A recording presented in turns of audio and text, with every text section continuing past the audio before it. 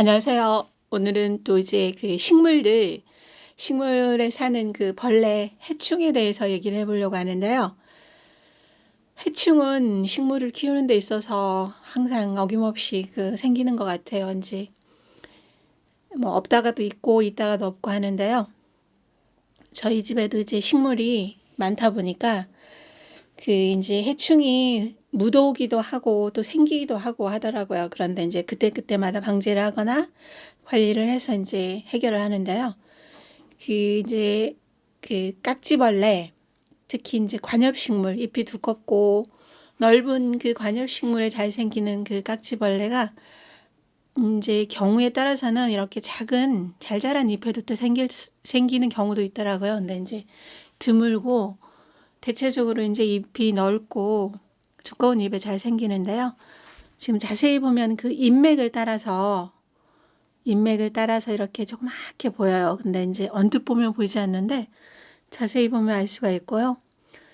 또 이제 그 잎에 나타나는 현상으로 이제 알 수가 있는 게 잎이 이제 깍지벌레의 영향을 받았을 경우에는 잎이 변하게 돼요. 잎이 모양이 첫 번째로 변하고요. 지금 이제 안스리움 잎인데 잎 모양이 이렇게 변했어요. 이거는 그 새순에서 그 해충의 영향을 받은 거예요. 그래서 이제 모양이 제대로 크지 못하고 이렇게 휘어져 있고, 이 홍콩야자도 마찬가지로 이렇게 이제 뭐 잎이 반듯하게 펴져야 되는데 그렇게 펴지지 못하고 이제 휘어지면서 나게 되고, 또 이제 각지벌레가 한동안 이제 이 살아있던 흔적은 이렇게 이제 갈색으로, 잎이 이제 갈색으로 변하면서 보면은 잎맥 그 선에 따라서 이렇게 쭉 갈색으로 흔적이 남아있게 되는데요.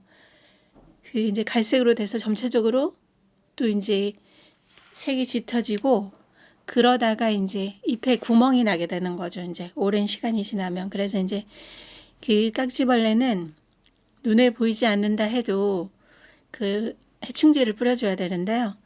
해충제를 할 때는 그 새순, 그러니까 뿌리에 가까운 쪽에서 이제 그 새순이 나오잖아요. 포기를 이루면서 나오는 이제 안수리움 같은 경우는 그 안에 있는 새순에서 이제 돌돌 말려있는 그 새순에 이제 그 깍지벌레가 있거든요. 그래서 이제 잎이 변형이 돼서 나오게 되는데, 그때 이제 그렇게 이제 줄기 쪽에 뿌려줘야 되고, 그리고 이제 그 잎맥을 따라서 눈에 잘 보이지 않지만 자세히 보면 보여요. 그래서 이제 면봉을 가지고 이렇게 이제 잎맥을 따라서 이렇게 이제 닦아주는 방법이 있고요. 또 이제 그래도 닦이지 않는 것들이 있어요. 그래서 이제 잎 전체를 물티슈로, 저는 이제 물티슈를 사용하는데, 물을 뿌려도 깍지벌레는 떨어지지가 잘 않아요. 그래서 이제 물티슈를 이용해서 잎 앞면과 뒷면을 전체를 이제 닦아내는 게 그게 또 효과가 좋더라고요. 그렇게 해서 이제 또 관리를 하는 방법이 있고요. 그리고 이제 건조하거나 수분이 이제 너무 건조한 상태고, 그리고 이제 물이 부족한 상태에서도 또 깍지벌레가 잘 생기니까요.